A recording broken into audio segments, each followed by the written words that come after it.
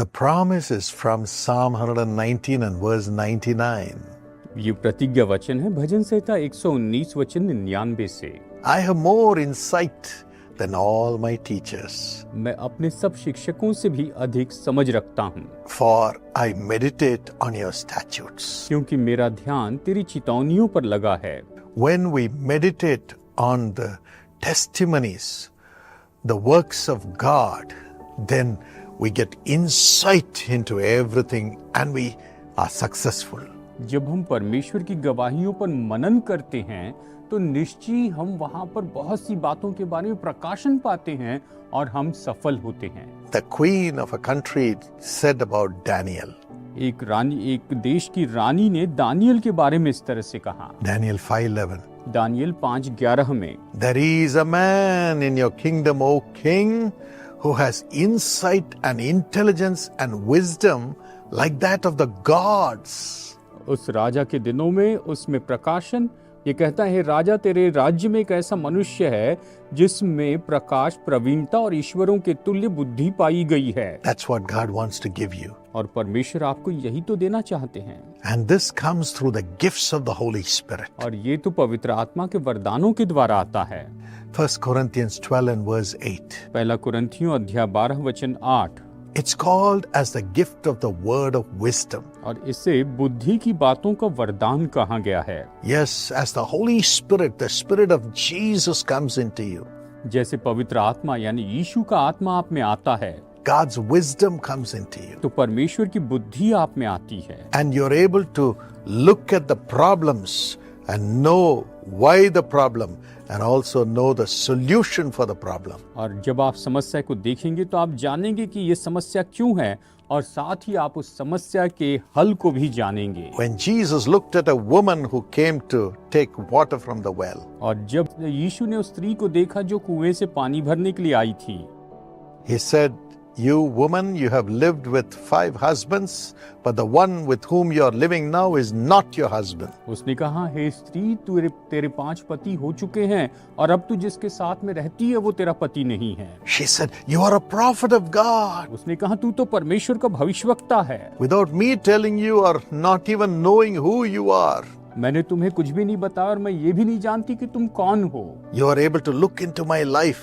तुम मेरे जीवन में ये सब कुछ देख पाए हो। The problems in my married life. मेरे वैवाहिक जीवन की समस्याएं देखी। Truly you are a prophet of God. सच में तुम परमेश्वर के भविष्यवक्ता हो। And the Lord gave her rivers of living water, life-giving blessing from God. और परमेश्वर ने, प्रभु ने उसे परमेश्वर की ओर से जीवन के जल की नदी और जीवन को आशीष देने वाली आशीषें दी।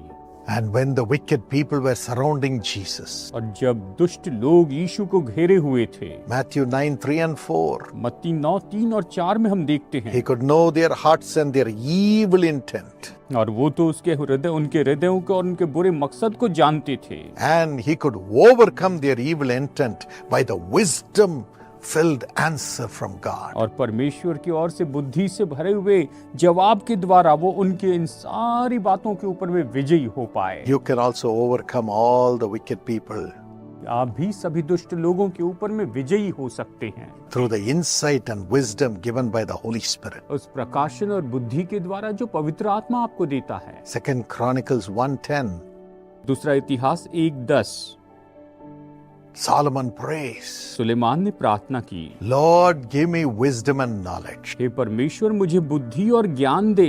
And God gave him wisdom, knowledge and insight into everything. और परमेश्वर ने उसे बुद्धि, ज्ञान और सारी बातों में प्रकाशन और समझ दिया। He could understand anything and everything. वो तो कुछ भी और हर एक बात को समझ सका। And riches, wealth and honor came to him. और धन, संपत्ति और आदर उसके पास आया। God wants to give it to you. परमेश्वर इसे आपको देना चाहते हैं। Would you cry, Lord, fill me with thy Holy Spirit? क्या आप पुकारेंगे कि परमेश्वर मुझे अपनी पवित्र आत्मा से भर दे?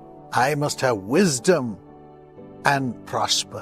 मेरे पास में बुद्धि होनी चाहिए और मैं संपन्न होना चाहिए। I must help others by looking into their lives and bringing solution. मुझे दूसरों की मदद करना है, उनके जीवन की ओर देखकर उनके लिए हल लेकर आने हैं। I must have insight and wisdom to overcome the wicked people of the world. और संसार के दुष्ट लोगों के ऊपर में जयवंत होने के लिए मेरे पास में बुद्धि और प्रकाशन होना चाहिए। Now He will fill you. अभी वो आपको भर देंगे। Father, पिता, I pray this grace upon everybody who is praying with me. मैं प्रार्थना करता हूँ कि मेरे साथ प्रार्थना करने वाले हर एक व्यक्ति के ऊपर यह अनुग्रह आ जाए। Today let the spirit of wisdom through the Holy Spirit fill your people. आज पवित्र आत्मा की बुद्धि जो है वो तो बुद्धि पवित्र आत्मा के द्वारा तेरे लोगों को भर दे पिता। Insight into everything, into everyone. और हर एक में आप प्रकाशन दीजिए।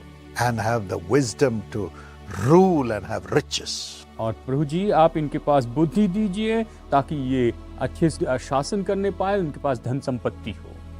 Let them rise up to great heights. और ये महान ऊंचाइयों पर उठकर आए। Bless this day. इस दिन को आशीष दीजिए। Heal their body. इनके शरीर को चंगाई दीजिए। Restore everything in their lives. इनके जीवन में सब कुछ बिल्कुल नया बनाइए। Make them rejoice. और ये आनंदित हो। In Jesus' name. यीशु के नाम में।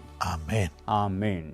Call the prayer tower, my friend, for any need. और किसी भी जरूरत के लिए मेरे दोस्तों आप प्रेयर टावर को फोन कीजिए। We are here to pray with you. हम आपके साथ प्रार्थना करने के लिए यहाँ पर हैं। God bless you. प्रभु आपको आशीष दे।